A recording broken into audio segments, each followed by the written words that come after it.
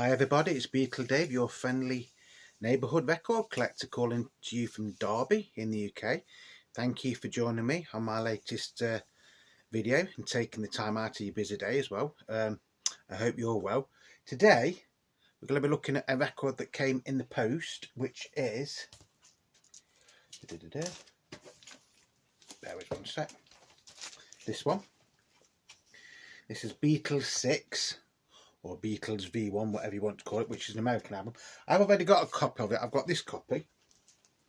This copy and this copy. So I did already have this copy. That one is an original, still in the shrink wrap, and that is on Capitol.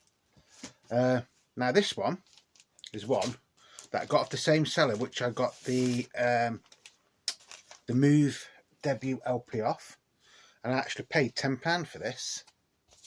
Now, as you can see, it's got a stick-on cover there, and this is actually in really nice condition. The seam and everything is lovely. £10. That's the track listing. But the thing about this is it's actually on Apple, so I think this is from around 1970s. I think 1970 to 1976, I think, in America, all the Beatles LPs were reissued on Apple, although they still had the Capitol logos and everything on the covers, didn't they?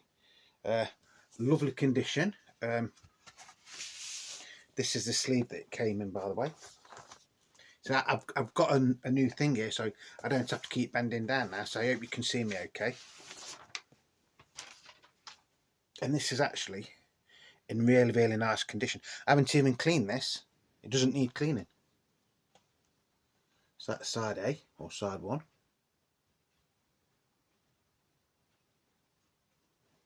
Then that is side 2. Lovely shiny record.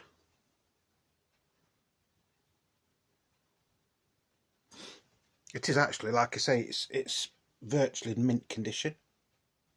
And this has got that strange little triangle with a stick through it just there. I don't know if you're going to be able to see it, which is there. I don't know if you're going to see it on there, which I think means it's a Winchester press, doesn't it? Because isn't that where they used to make the guns? If I put my finger where it is, you might just be able to see it. I don't think you're going to see it. Might do. So no marks whatsoever on this. Like I say, £10. I actually thought I'd already got this on Apple, and I thought, well, just to make that deal worthwhile, because it was letting me have that other one at such a good price, I'd get this one as well. So, like I say, the record is virtually mint condition. The cover is in mint condition. And obviously, if you live in America, this album is probably as common as anything. But in the UK, any Beatles American album is actually quite hard to get, whether it's an original or a reissue. Which this is a reissue, but it's classed as an early reissue, isn't it, with it being on Apple? Because then I think, didn't they go on to the red Capitol label, didn't they, from 1976 to about 1980, and then it went on to the purple Capitol label. If I've got that right, originally it would have been on the rainbow Capitol label, wouldn't it? So what do we get? You get Kansas City. So this is track one, side one, sung by Paul. This is the thing where a lot of people in the UK will class most of the American albums as compilation albums because they weren't released as how the Beatles wanted them to be released. I've got no problem with that. I like them. I think they're okay. But the criticism with this one is, why would you start a song with Kansas City where it says bye bye bye bye bye bye, so long so long so long at the end, because it's Kansas City, hey hey hey, isn't it? That would have been better as the last track on here. It's not criticism, mate, it's just an observation. Brilliant song. Then you've got the classic 8 Days a Week. Well, that was released as a single, wasn't it, in America? I think it got to #1, didn't it? It was never released as a single in the UK. Then you've got so both of them are from Beatles for sale, by the way. Then you've got You Like Me Too Much, which is a George Harrison song, which was originally released on the UK version of Help. Then you've got Bad Boy, which was exclusive to this album at the time, wasn't it? You couldn't get that anywhere in the UK. Yep, we had to wait till 1966 to get it on the collection of Beatles oldies but goldies. So you was treated to that song over a year before, you know, the people in the UK got it. Fantastic song. Again, that's John Lennon doing his rock and roll voice the best. Love that song. Then you've got I Don't Want to Spoil the Party.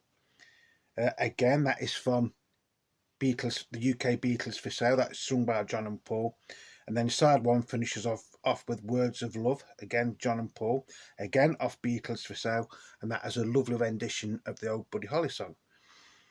Side two kicks off with What You Doing. See, I would have thought that would have probably, for this album, that would have made a better start to this album, and then having Kansas City on the end. But hey ho, doesn't matter, does it? So What You Doing, again, that is sung by Paul, and that was off the British Beatles for Sale album. Then you've got Yes It Is, John, Paul and George, solo by John, which was the B-side to Ticket to Ride, wasn't it, I think? I've got that right. Then you've got Dizzy Miss Lizzie, another classic John Lennon rock and roll rendition. That was originally on the UK version of Help. Then you've got Tell Me What You See. Again, I think that was on the UK version of Help. And then this album finishes off with Every Little Thing. Every little thing she does for me, yeah. And you know the things she does for me. Ooh, lovely song. Yeah, I suppose that does make a good ending.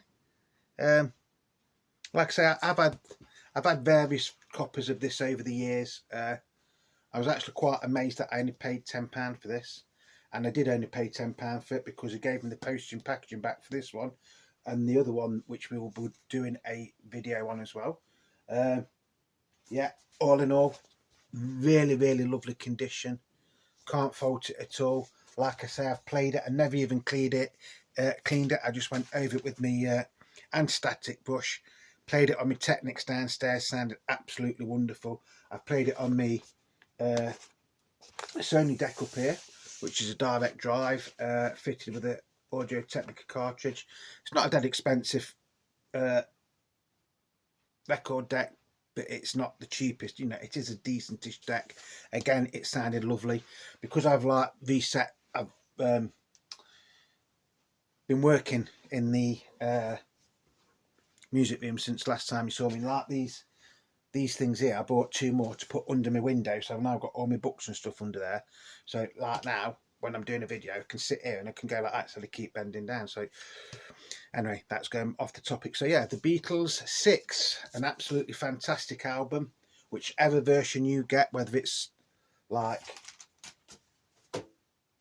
this one, which is an original from 1965 on the Rainbow Capital label, this version, which is an early night. I think these were released from 1970 to 1975, 1976 on the Apple label in America.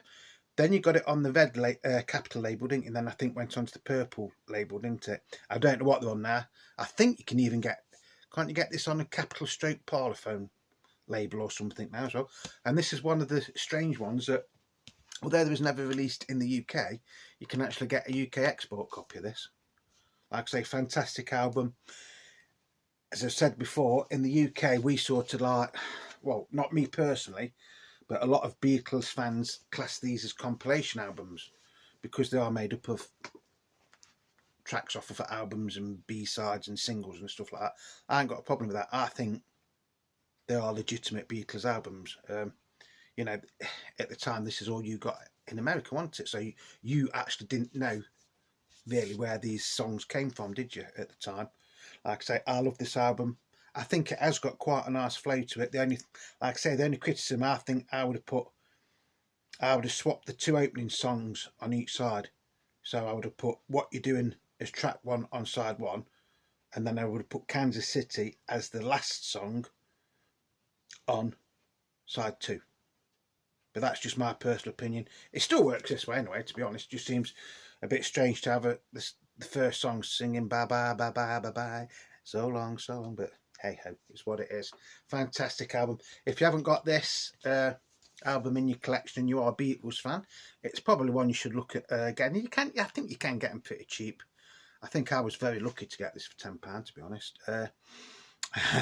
Beatle Dave being Beatle Dave, he has looked on eBay, and the cheapest one I could find that was on Apple label, it was in the record was in a similar condition to this, but the cover was nowhere near as nice as this, was £25. So I think I did get a bargain, so I'm very happy to have this to add to my collection. So I think the next one, I might try and find one of these on the orange capital label. And just to prove it, I'll just prove that this is, it's not the same one. We have actually featured this one before. And this is still in the shrink wrap, look. And this is the original one from 1965 with the original inner sleeve. And it is on the rainbow capital label, or the capital rainbow label. I mean, that's in brilliant condition as well. And then I've obviously got it on CD and things like that as well. So I hope you've enjoyed this little video. Whatever you're doing, please stay safe. Like I say, thank you once again for everybody that is liking my videos, leaving comments, subscribing. If you're not subscribed and you've just come across my channel, you know, please think about subscribing because it is free. If you've watched the video and you've liked it, just leave me a thumbs up because that helps with the algorithm things for YouTube. And that's going to be it. So until the next time, I hope you've enjoyed it, obviously. Until the next time, it's peace, love and happiness. And whatever you're doing, please stay safe. So it's ta-ra for now, my ducks. Bye-bye.